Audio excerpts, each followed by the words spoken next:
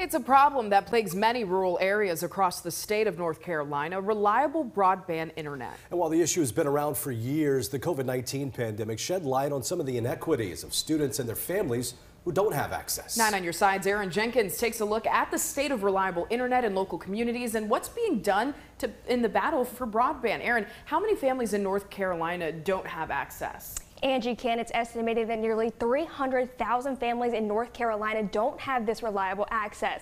And in a world that's increasingly turning digital, it's become a major problem. Governor Cooper always talks about gas, water, and electric, essential utilities. Internet has now become part of that conversation. It's the battle for broadband. We must have internet right now and within the foreseeable future so that rural families can come into the 21st century digitally. Greene County is no stranger to this problem. A report issued by the FCC back in 2018 that says that only about 41% of the households in Greene County have reliable high-speed broadband internet. One company believes they found a cost and time-efficient way to help bridge the gap. The RUX is meant to be a simple machine.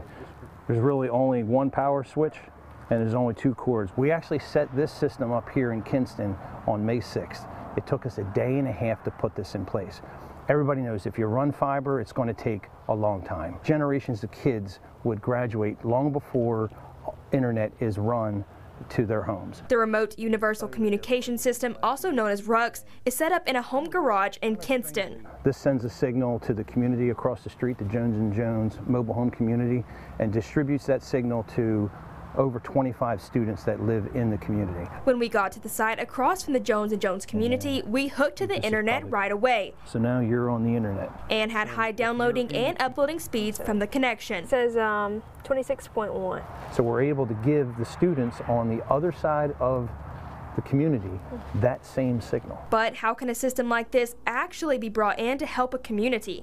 Tim Stranahan, COO of Technium, is hoping county leaders will use federal money to invest in this technology. It costs about $120,000 to set up in this one Kinston community. President Biden has proposed a Build Back Better agenda, and included in that is $65 billion to guarantee affordable, high-speed internet to every household in America. The grants will be given to states, to governors to administer these funds so that the monies can get down into local communities. The students who don't have internet at home are struggling, and they're sliding further and further back. So that homework gap existed long before COVID. It's just that COVID shined a spotlight on it. We also had a number of churches, all of the volunteer fire departments, and some businesses who opened up their broadband access for our students so they could come in and park and upload and download assignments. Congressman G.K. Butterfield predicts with technologies like the RUX and others, broadband is coming. Within the next 24 months, every household in America, including every household in Eastern North Carolina, will have access to high-speed broadband. The more families who have access to broadband, the better off our students are because they're able to continue to communicate with their classmates and teachers in virtual settings if they have to, and they're also able to collaborate on projects and take courses online. So it's really important that as many or all of our families have an opportunity to access high-speed broadband. You heard Congressman Butterfield mention the Build Back Better agenda. Last week, a $1 trillion infrastructure bill passed, hopefully meaning broadband will make its way into every Eastern North Carolina home soon. In studio, Aaron Jenkins, 9 on your side.